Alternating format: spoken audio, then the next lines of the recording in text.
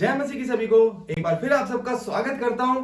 और जैसे कि हम रेगुलर बेसिस पे हम वचन को इस बार सीख रहे हैं, तो आज भी एक बहुत अच्छा वचन है जो आपके जीवन में बहुत बड़ा काम करने वाला है। आज हम पढ़ेंगे बाइबल की मरकुस रचित सुसमाचार, उसका 11 का 22 से लेकर 25 तक हम पढ़ेंगे। देखिए, इसमें ऐसा लिखा गया है कि प्रभु यीशु मसीह ने हमें प्रार्थना के प्रति सिखाया है कि हमारा प्रार्थना के प्रति कितना विश्वास होना चाहिए और हमें किस तरीके से प्रार्थना करनी चाहिए। ठीक है, तो इसमें हम सीखेंगे और जानेंगे कि प्रभु ने हमें क्या बातों को सिखाया और क्या इससे हमें प्रेरणा मिलती है। आइए देखते हैं मरकुस 11 का 22 में क्या लिखा है कि यीशु ने उसको उत्तर दिया, परमेश्वर पर विश्वास रखो।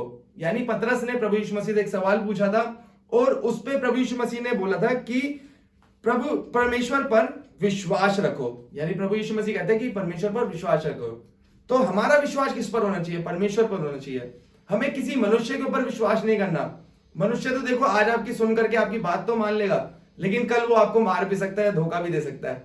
लेकिन परमेश्वर हमेशा विश्वास योग्य है, वो आपकी बात सुनेगा और उसे पूरा करेगा। बस हमें क्या करना है, आइए आगे पढ़ते हैं।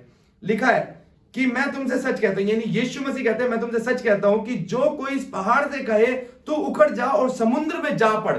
यानी प्रभु यीशु मसीह कहते हैं जो कोई इस पहाड़ से कहे, पहाड़ किस चीज का? बीमारी का, लाचारी का और बुराई का, दुष्ट प्रभाव का, गलत संगति का। हमारे जीवन में न जाने कितने तरीके के पहाड़ आ जाते हैं। हम अपने काम को लेकर के बड़े वो हो जाते हैं, दुखी हो जाते हैं, हम एंजाइटी में चले जाते हैं। ये सब पहाड़ की तरह हमारे ऊपर चढ़ जाते हैं और हमें इससे निकलना है। यहां प्रभु यीशु मसीह कहते हैं कि तू इस पहाड़ से बोल, यानी अपनी बीमारी से बोल, गंदे विचारों से बोल, बुरी संगति से बोल और बुरे विचारों से बोल, शैतान की जकड़न से बोल कि उखड़ जा। यीशु मसीह यही कहते हैं कि तू इस पहाड़ से बोलेगा उखड़ जा। और फिर क्या होता है? और अपने मन में संदेह ना करे। जब इस पहाड़ से आप बोलोगे कि उखड़ जा और अपने मन में संदेह नहीं करोगे, इतना सा भी संदेह नहीं करोगे, तो क्या लिखा है आगे? वरन प्रतीति करे कि जो कहता है वह हो जाएगा। और इस बात की तू प्रतीति कर लेना, यानी इस बात को मान लेना कि ऐसा होगा यीशु मसीह के नाम से। और फिर उसके बाद क्या लिखा है कि वह हो जाएगा, तो उसके लिए वही होगा। और अगर आप इस बात पे प्रतीति कर लेते हैं, आपके जीवन में जिस तरीके का भी पहाड़ है, बीमारी का है, चाहे घनी से घनी बीमारी हो, चाहे बुराई से बुराई हो आपके जीवन में, आप उस पहाड़ को बोलोगे कि उखड़ जा और प्रतीति कर लोगे, संदेह नहीं करोगे, तो वही आपके लिए हो जाएगा। प्रभु यीशु मसीह ऐसा बोलते हैं, आमीन। फिर उसके बाद लिखा है 24 में, इसलिए मैं तुमसे कहता हूं कि जो कुछ तुम प्रार्थना करके मांगोगे तो प्रतीति कर लो कि तुम्हें मिल गया है और तुम्हारे लिए हो जाएगा। तो प्रार्थना में जो आप मांगोगे वो तुम्हारे लिए हो जाएगा। प्रभु यीशु मसीह ऐसा बोलते हैं। और फिर उसके बाद लिखा हुआ है 25 में, और जब कभी तुम खड़े होकर प्रार्थना करते हो तो यदि तुम्हारे मन में किसी के प्रति कुछ विरोध हो तो क्षमा करो, इसलिए कि तुम्हारा स्वर्गीय पिता भी तुम्हारे अपराध क्षमा करे।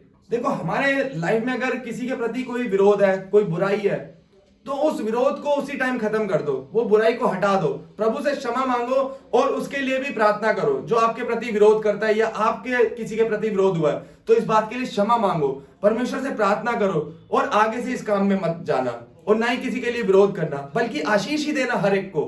तो परमेश्वर आपकी प्रार्थनाओं को हमेशा उत्तर देंगे।